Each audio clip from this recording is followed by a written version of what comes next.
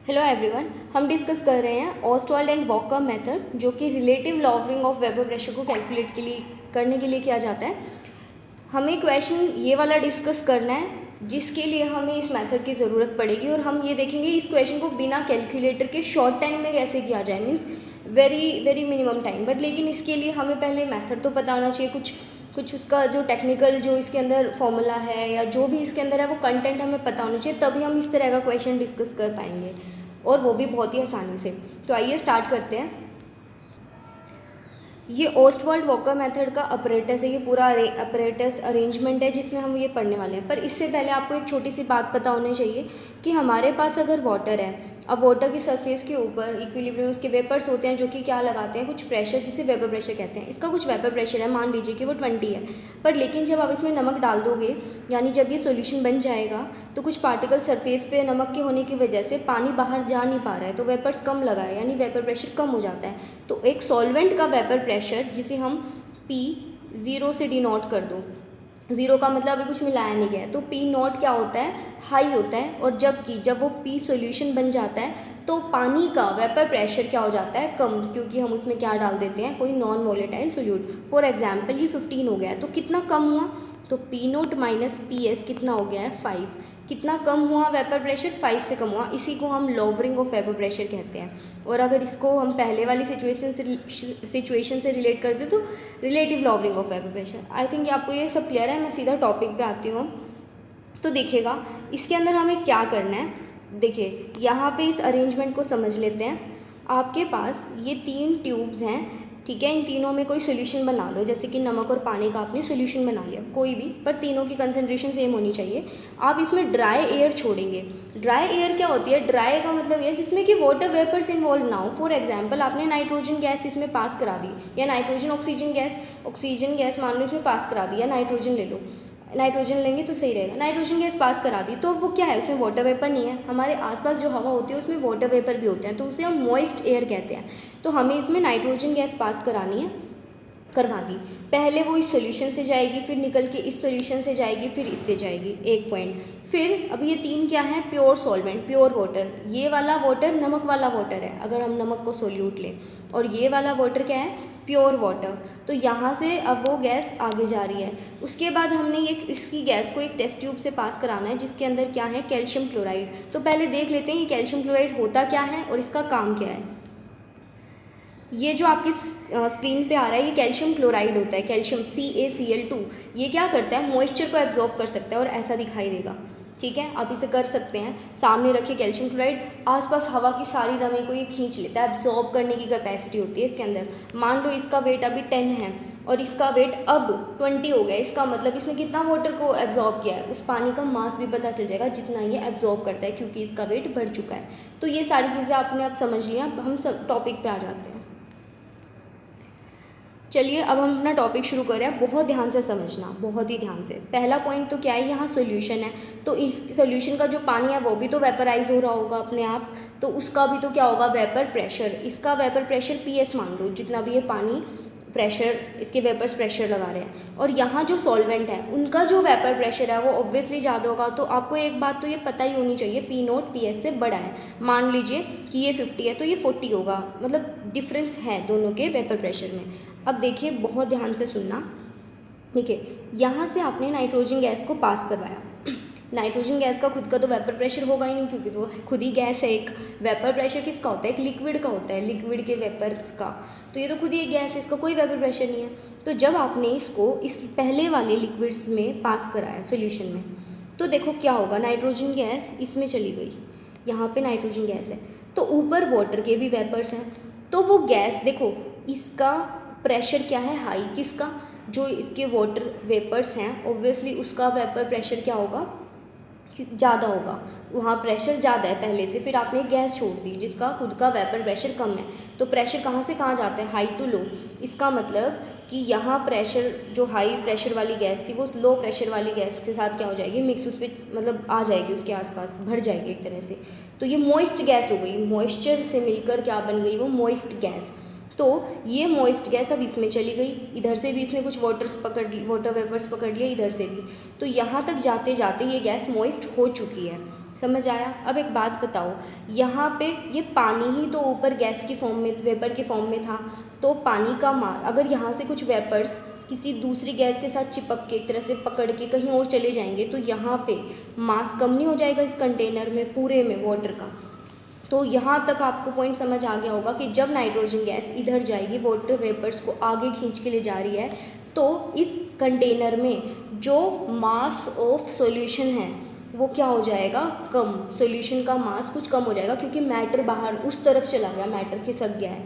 तो इसका जो लॉस इन वेट है, मान लो इसका वेट पहले 10 था, अब इसका वेट कितना हो गया, 9 हो गया है। बाद में जब इसमें से वाटर वेपर्स चले गए तो कितना लॉस इन वेट हुआ, 1 का हुआ।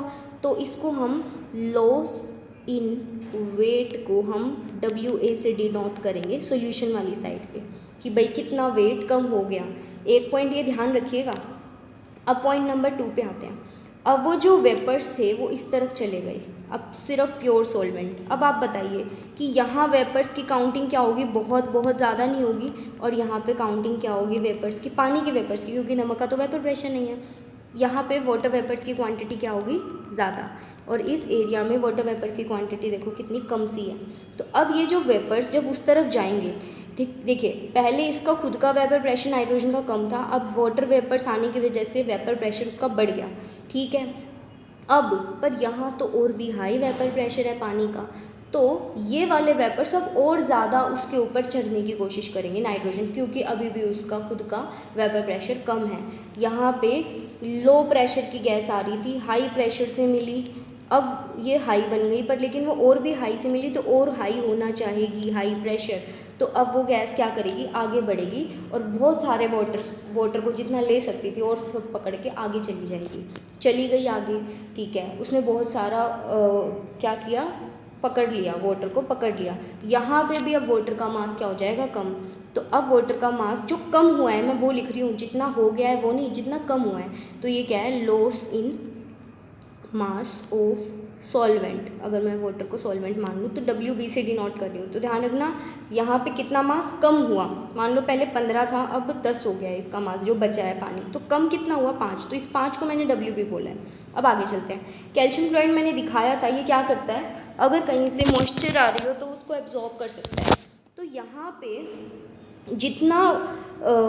जितनी भी गैस आई उसमें पानी भी था, नाइट्रोजन भी थी और पानी भी था। तो ये कैल्शियम क्लोराइड सिर्फ पानी को एब्जॉर्ब कर लेगा, एब्जॉर्ब करेगा, ना कि एड्जॉर्ब, ठीक है, ध्यान रखना। तो ये पानी को एब्जॉर्ब कर लेगा तो इसका खुद का वेट नहीं बढ़ जाएगा, ठीक है। मान लो यहाँ से एक की कमी आई थी वाटर की, ध्यान रखना कि यहाँ से 1 का मास कम हुआ था मान लो, और यहाँ से मान लो कितना मास कम हुआ था, मैंने 5 मान लिया था। तो टोटल इसका वेट कितना बढ़ गया होगा, 6। तो इसे मैं बोल रही हूँ gain in weight of calcium chloride, वो कितना हुआ होगा आपका 6, जो कि इन दोनों के लॉस के इक्वल होगा। ये बात आपको क्लियर हो गई होगी कि जितना यहाँ से वेट कम हुआ, यहाँ पे जितना वेट कम हुआ, कैल्शियम क्लोराइड का उतना ही वेट बढ़ गया होगा। तो गेन इन वेट को मैं WC से डिनोट कर रही हूँ कि कितना वेट बढ़ा, पानी के आने की वजह से कितना वेट बढ़ा, तो वो कितना होगा, WC या फिर WA+W। यहाँ तक आपको मेरे ख्याल से सब क्लियर है। अब हमारा पॉइंट शुरू होता है रिलेटिव लॉबरिंग ऑफ वेपर प्रेशर वाला। बहुत ध्यान से सुनना। देखो, इसका वेपर प्रेशर हाई है, मान लो वेपर प्रेशर कितना है 20, अभी सॉल्यूशन में पानी का वेपर प्रेशर मान लीजिए 20 है। तो अब वो गैस जो खाली गैस आ रही है वो उस वेपर्स को पकड़ के आगे की तरफ बढ़ना चाहेगी, तो कुछ वो गैस को अपने साथ ले जाएगी, जिसकी वजह से इसका वेट क्या हो जाएगा, कम। एक पॉइंट तो ये है, मान लो इसका वेपर प्रेशर 30 हुआ होता तब वो और ज़्यादा लेके जाती, और ज़्यादा तेज़ी से लेके जाती और बहुत सारी गैस को लेके जाती, तो इसका वेट और कम हो गया होता। 40 होता है इसका, तो वेट और ज़्यादा कम हुआ होता। तो इसका मतलब loss in weight of solution किसके डायरेक्टली प्रोपोर्शनल है, सॉल्यूशन के वेपर प्रेशर के। कितना वेट कम हुआ वो किसके डायरेक्टली प्रोपोर्शनल है, उसके वेपर प्रेशर की। जितना ज़्यादा वेपर प्रेशर होगा उतना ही ज़्यादा वो वेट को अपने साथ ले जाएगी, तो वेट में कमी भी उतनी ज़्यादा ही आएगी। तो WA is directly proportional to PS, first point ध्यान रखिएगा। मैंने आपके लिए लिख के भी रखा है इसको, अभी देखेंगे। दूसरा पॉइंट देख लेते हैं, अब इसके आगे बढ़ेंगे। देखो, इस नमक वाले पानी का जो वेपर प्रेशर है वो मान लीजिए कि 20 है, और इसका जो वेपर प्रेशर है वो मान लो पानी का कभी ज़्यादा ही होता है हमेशा, पर मान लो वो भी 20 है, तो यहाँ से जो गैस आई है क्या वो कुछ वेपर्स को अब पकड़ेगी? नहीं, उसका तो खुद ही का 20 वेपर प्रेशर है, वो दूसरी गैस के वेपर्स को पकड़ेगी ही नहीं। पर अगर मान लो इसका वेपर प्रेशर 25 है, प्योर सॉल्वेंट का ज़्यादा है, तो अब वो कितनी और गैस को पकड़ेगी? सिर्फ 5, क्योंकि वो खुद ही अभी 20 वेपर प्रेशर के साथ तो आ ही रही है, तो कितने को पकड़ेगी? सिर्फ 5 को ही तो पकड़ा, 25 को नहीं पकड़ा। तो 5 किसके इक्वल होगा? वो 25 माइनस 20, यानी P0 माइनस PS। तो यहाँ पे जितना ज़्यादा ये P0 माइनस PS होगा, यानी जितना ज़्यादा डिफरेंस होगा दोनों के, इस प्रेशर आने वाले और जितना इसका खुद का प्रेशर है, जितना ज़्यादा डिफरेंस होगा उतना ही तो इसके अंदर भी वेट का लॉस हुआ होगा। तो इसका मतलब WB is directly proportional to difference in vapour pressure of pure solvent and solution. तो ये पॉइंट है। बस अब तो आपको सब कुछ खेल ख़त्म। अब मैं आपको न्यूमेरिकली दिख के दिखाती हूँ। देखिए, अभी आपने समझा था कि लॉस इन वेट, जो आपका लॉस इन वेट हुआ था सॉल्यूशन में पहले वाले कंटेनर में, वो किससे WA से रिप्रेजेंट किया। सॉल्वेंट वाले कंटेनर में जो लॉस इन वेट था वो मैंने WB से डिनोट किया। अब टोटल लॉस इन वेट दोनों को जोड़ दो, और gain in calcium chloride weight कितना आ रहा था? WC, और वो किसके इक्वल था? जितना वेट उन्हें लॉस किया था। अब देखिए, मैंने ये क्या बताया, पहले वाले कंटेनर जो शुरू के 3 कंटेनर हैं उनमें कितना वेट कम हुआ, किसके डायरेक्टली प्रोपोर्शनल है? जितना उसका वेपर प्रेशर है सॉल्यूशन का। दूसरे वाले जो पानी वाला कंटेनर था उसके अंदर कितना वेट लॉस हुआ, ये लॉस इन वेट है, ध्यान रखना, वो किसके डायरेक्टली प्रोपोर्शनल है? जितना उनके वेपर प्रेशर्स में डिफरेंस है। और WC WA प्लस WB के इक्वल है, और ये दोनों को जोड़ दो, इन दोनों को जोड़ोगे तो कट के क्या आ जाएगा आपके पास? P0। तो यानी कि यहाँ से WC is directly proportional to P0। अब आगे देखिए, रॉल्स लॉ क्या कहता है? जब नॉन वोलेटाइल सोल्यूट को डालते हैं, आपको ये वाली बात तो पता ही होगी, मैं मान के चल रही हूँ, राइट। अब इस पूरे को आप WB लिख सकते हो, यानी loss in weight of water वाला बीकर, और आप नीचे PS को क्या लिख सकते हो? Gain in weight of calcium chloride. अगर आपको समझ नहीं आया तो वीडियो को पीछे करके दोबारा देख लीजिए। तो हमारे पास एक ये छोटा सा फॉर्मूला बन गया। अब देखो, उस कंटेनर को एक बार ये पहले देख लो, this is equal to loss in weight of solvent, ठीक है, सॉल्यूशन का तो कोई चक्कर ही नहीं आया, loss in weight of solvent upon में gain in weight of calcium chloride. अब ज़रा वो ध्यान से देखिए आप यहाँ पे, ये तो आपको पता ही होगा, मान लो इसमें पानी का वेट आपने पहले 10 लिया था, थोड़ी देर में वो ना 8 बचा, तो लॉस इन वेट कितना है? 2। ये एक नॉन नंबर है। ऐसे ही आपने ये शुरू में 10 लिया था, बाद में ये 15 हो गया, तो इंक्रीज़ कितने का हुआ? 5। तो 2/5। देखो, आपने relative lowering of vapour pressure निकाल लिया। तो ये हुआ टॉपिक ख़त्म। अब हम कर सकते हैं numerical without help of calculator. तो अब समझ आ गया होगा आपको कि हमने क्या किया। Relative lowering in vapour pressure किसके इक्वल आ रहा है हमारे पास? Loss in weight of solvent upon में gain in weight of calcium chloride. वो दोनों ही फैक्टर नोन होंगे हमारे लिए। क्वेश्चन देखिए, a current of dry air. A current of dry air मतलब कि ड्राई एयर किसी पहले बीकर में पास कराई। करंट मतलब पास करवाई है, वो फ्लो करवाया है। करंट मतलब होता है फ्लो, छोड़ी गई है। The current of dry air was bubbled through bulb containing इतना gram organic compound in 200 gram water. इसका क्या मतलब है? इन्होंने जो क्वेश्चन है ना उसमें ये दे रखा है कि इसके अंदर एक सॉल्यूशन में ना ऑर्गेनिक कंपाउंड को घोला गया है 200 ग्राम पानी में, 200 ग्राम किसमें? वाटर में। ये बोला गया है कि भाई ये जो सॉल्यूशन की वो दे रखी है एक तरह से कॉम्पोजिशन की, कौन सी चीज़ को कितनी चीज़ को कितने में मिलाया गया है, पर ऑर्गेनिक कंपाउंड का ना मास नहीं बताया कि वो ऑर्गेनिक कंपाउंड है क्या, और वही हमें निकालना है। पढ़िए। ओके, अब पढ़ते हैं। इसमें क्या लिखा है? A current of dry air was bubbled through, पढ़ लीजिए, ऑर्गेनिक कंपाउंड का मास दे रखा है 26, पानी में घोल दिया और फिर उसको सेम टेम्परेचर पे रखा, उसको फिर बाद में आप पढ़ लीजिए कैल्शियम क्लोराइड से पास कराया गया लास्ट में। अब देखो लिखा है mass of loss of mass in bulb in water. जो पानी वाला कंटेनर उसमें कितना लॉस हुआ? इतना, और gain in mass of calcium chloride इतना, मोलर मास पूछा है। तो सबसे पहले relative lowering of vapour pressure निकाल दो, क्योंकि पढ़ते ही समझ आ रही है, ऑसवाल्ड वॉकर मेथड है। तो सबसे पहले आप, मैं इसमें कैलकुलेटर यूज़ नहीं कर रही हूँ, तो आंसर में थोड़ा सा फ्लक्चुएशन आएगा, बिल्कुल ज़रा सा, आप देखिएगा। देखिए P0 माइनस पी अपॉन में P not is equals to loss in mass of water, loss in mass of water वो कितना दे रखा है 0.08 अपॉन में gain in mass of calcium chloride 2.036 ये है। अब आप एक बात बताइए, ये जो होता है हमारा लॉर्ड्स लॉ वो तो एक्स बी के भी इक्वल होता है हमारे पास, तो क्या हम इस नंबर को एक्स बी के इक्वल रख सकते हैं? बिल्कुल रख सकते हैं। और हमारे पास जो मोल फ्रैक्शन है वो आप जानते ही हैं किसके इक्वल होता है, number of moles of solute upon में number of moles of solution. तो यहाँ से आप अब इसको 0.0 मैं कर रही हूँ इसमें चेंजेस, 0.9 लिख रही हूँ, इसको मैं 2 लिख रही हूँ। देखना कितना चेंज, माइनर चेंज आएगा। अब नंबर ऑफ मोल्स का फॉर्मूला खोल दो, गिवन मास कितना दे रखा है ऑर्गेनिक कंपाउंड का इतना, मोलर मास हम जानते ही नहीं। फिर से सॉल्यूशन में पानी है, ऊपर से पानी का मोलर मास 18 होता है और दूसरी तरफ हमारे पास सेम यही क्वांटिटी आएगी अपॉन में मोलर मास ऑफ सोल्यूट।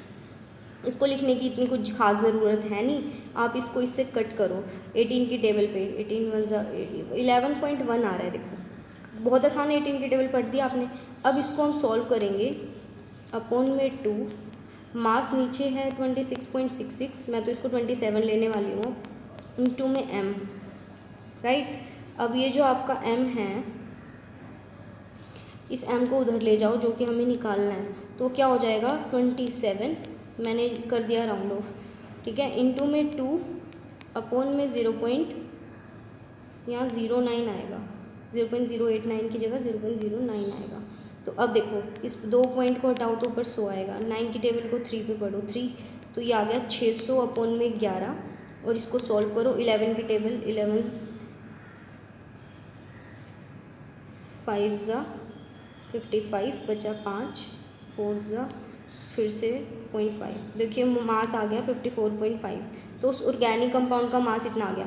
मैंने इसको पहले से सॉल्व करके रखा था कि हम बिना, इसमें मैंने इतने सारे देखो NB को यहाँ से हटा दिया, इसको राउंड ऑफ किया, इसको राउंड ऑफ किया, यहाँ पे भी राउंड ऑफ किया, ये नहीं करते तो आंसर आता 53.75 which is nearly equal to 54, और मेरा भी तो इतना कुछ खास नहीं है। कंपटीशन में तो 4 ऑप्शन होते हैं, इनमें बहुत ही माइनर डिफरेंस हो तो दिक्कत आएगी, अदरवाइज़ तो आपका इक्वेशन वैसे ही हो जाएगा।